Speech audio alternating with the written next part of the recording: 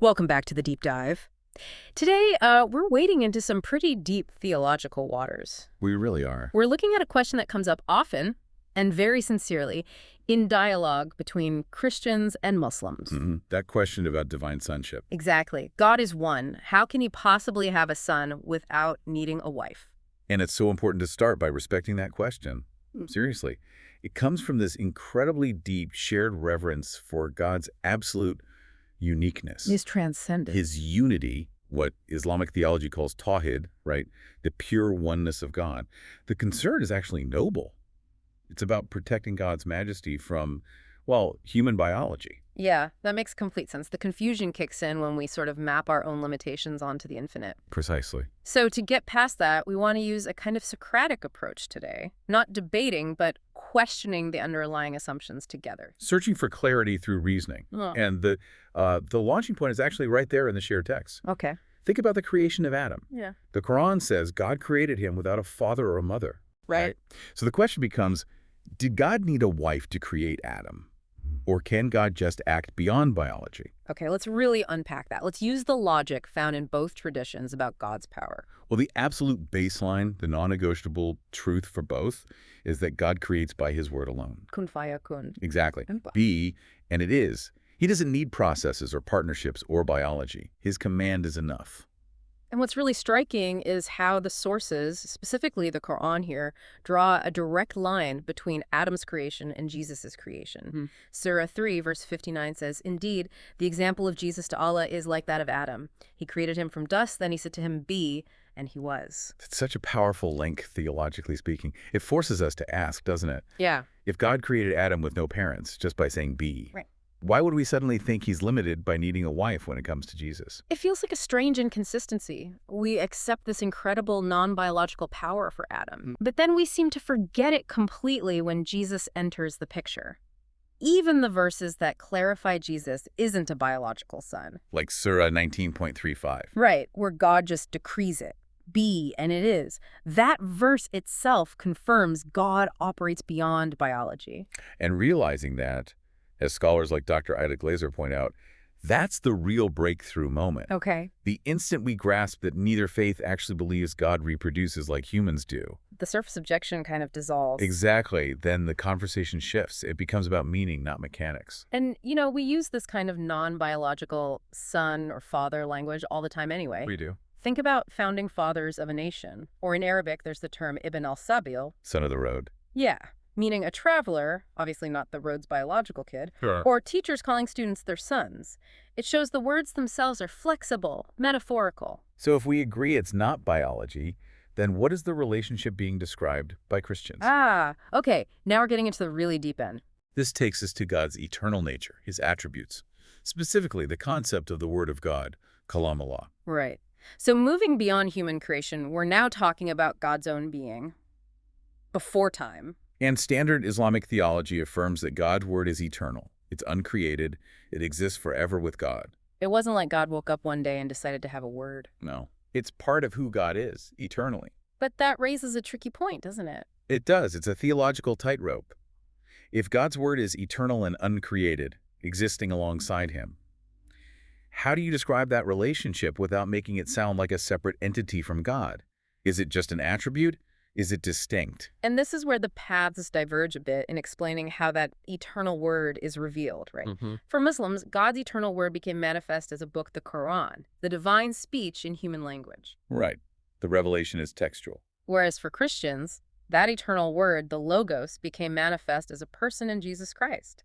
John's gospel territory. The revelation is personal, incarnate. Yeah. It's a difference in the mode of that revelation. And what's truly fascinating is that the Quran itself uses titles for Jesus that echo this. You mean Kalimatullah and Ru'Allah. Precisely. Surah 4.171 calls him Word of God and Spirit from God.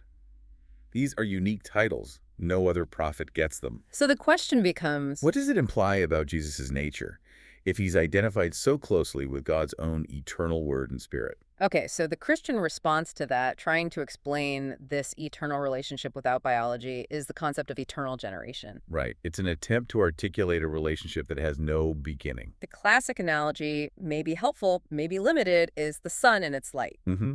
The light is generated by the sun, but it's existed as long as the sun. They share the same essence. Light is inherent to the sun. You can't separate them. And the sun doesn't need a partner to produce rays. It's about an eternal, essential outflow or relationship, not a creation event in time.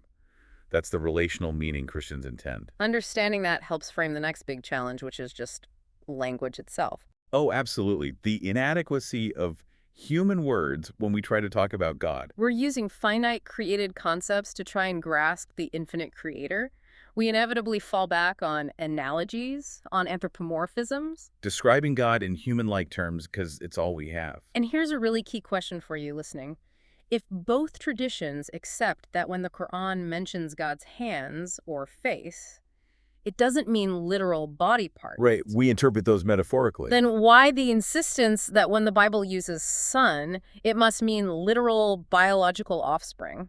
It seems inconsistent, doesn't it? Both faiths constantly have to interpret divine descriptions non-literally. We say God is Rahman, merciful, but we don't imagine him having, like, fluctuating human emotions. Or when the Quran says God is closer than the jugular vein, nobody thinks that means God is physically inside our necks. These are clearly metaphors pointing to deeper truths about God's care or knowledge. They have to be. And there's linguistic nuance here too, especially in Arabic. When Arabic-speaking Christians historically used Ibn Allah, son of God, they chose Ibn. That word has a broader relational sense, son, descendant, member of a group. Okay. They specifically avoided the word walad. Which means? Walad implies direct biological offspring, progeny, the very thing they weren't trying to say. So the language choice itself guides away from the biological. That's fascinating. It suggests we really need to move past the most literal, almost crude interpretation. Exactly. Professor Lamine Santa made this point.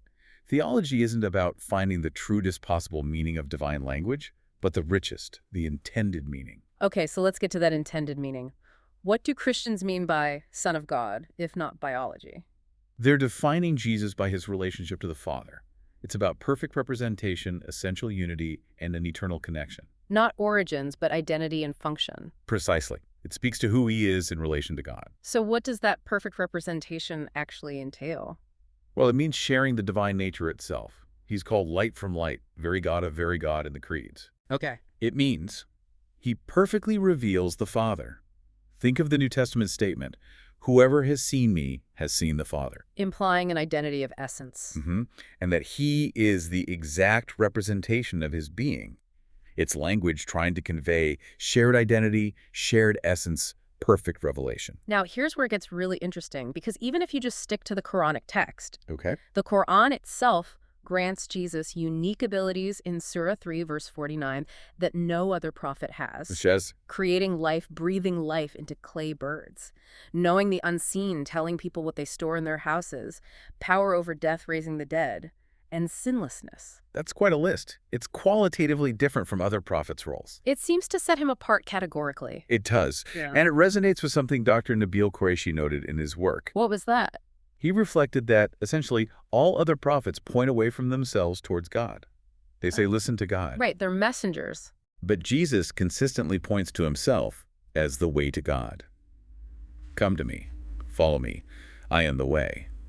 That suggests a unique, almost divine claim about his own role. A claim that understandably raises that final big concern, God's transcendence and unity. The Tawhid concern. Does calling Jesus Son of God, even metaphorically, somehow compromise God's absolute oneness or make God seem less transcendent? Does it somehow limit God? That worry comes from a place of deep piety, absolutely. But let's flip the question for a moment. Okay. Does God become less than God if he chooses to interact with his creation in a unique, intimate way? Or does it perhaps show that God is even more powerful, more relational, more capable than our limited categories allow? Huh. I hadn't thought of it quite like that. We often define God by what we think he can't do, rather than what he can. Exactly. And our sources give us analogies for this kind of divine interaction without limitation. Like the burning bush. Perfect example. God speaks from within the bush. His presence is in creation, but the bush isn't consumed. God isn't limited by the bush. He's simultaneously present and transcendent. Okay, that makes sense. What's another one? Think about the idea of a great king who chooses to walk among his people disguised as a commoner. Yeah. He takes on their experience, walks their streets, eats their food. But does he stop being the king. No, his royal nature is unchanged. Exactly. His essence remains.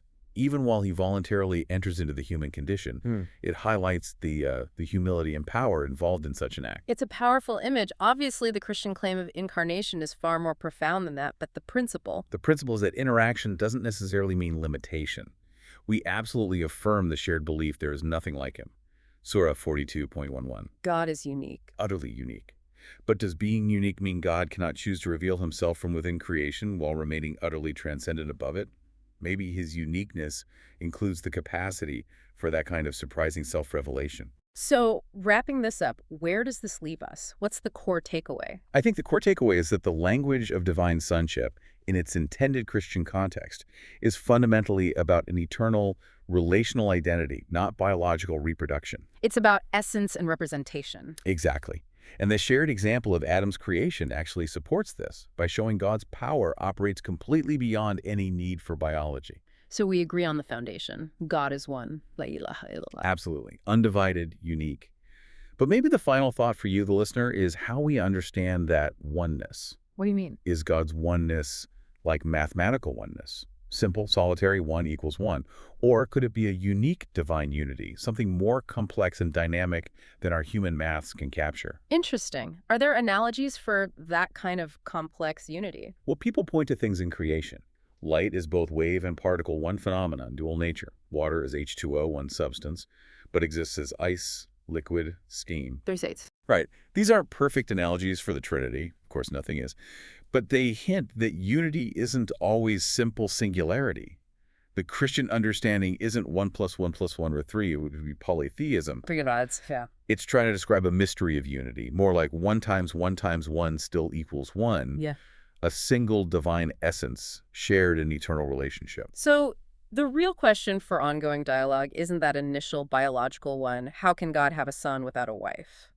Because, as we've seen, both traditions essentially reject the premise. The deeper, richer question is, what is God revealing about his own nature, his love, his plan, through this language of father and son?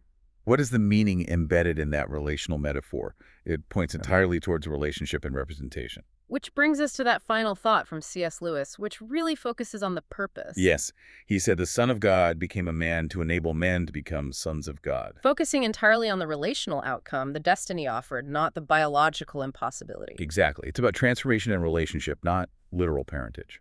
A profound idea to reflect on. Thank you for joining us for this deep dive. We'll see you next time.